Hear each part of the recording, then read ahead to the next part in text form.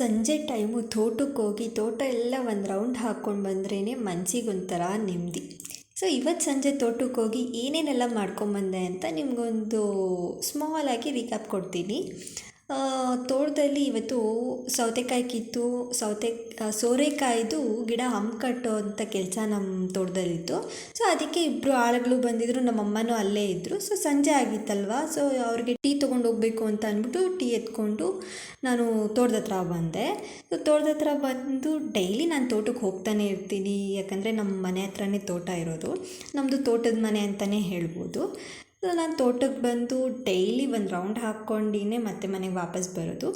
ಬಂದು ಅವ್ರಿಗೂ ಟೀ ಕೊಟ್ಟು ನಾನು ಒಂದು ಲೋಟ ಬಿಸಿ ಬಿಸಿ ಟೀ ಕುಡಿಯೋದು ಎಷ್ಟು ಚೆಂದ ಅಂತ ಅಂದರೆ ಅದು ಫೀಲೇ ಬೇರೆ. ಅದಾದಮೇಲೆ ನಮ್ಮಪ್ಪ ಇಲ್ಲಿ ತೋಟಕ್ಕೆ ನೀರು ಬಿಡೋದಕ್ಕೆಲ್ಲ ಪೈಪ್ ಅರೇಂಜ್ಮೆಂಟ್ ಮಾಡ್ತಿದ್ರು. ಸೊ ಅದಕ್ಕೆ ಒಂದು ಸ್ವಲ್ಪ ಹೆಲ್ಪ್ ಬೇಕಿತ್ತು ಅಂತ ಅಂದ್ಬಿಟ್ಟು ನಾನು ಹೋದೆ. ಸೊ ಅದಾದಮೇಲೆ ಎಲ್ಲ ಕೆಲಸ ಮುಗಿಸಿ ತೋಟ ಎಲ್ಲ ಒಂದು ರೌಂಡ್ ಹಾಕ್ಕೊಂಡು ಮತ್ತೆ ವಾಪಸ್ ಮನೆಗೆ ಹೋದೆ.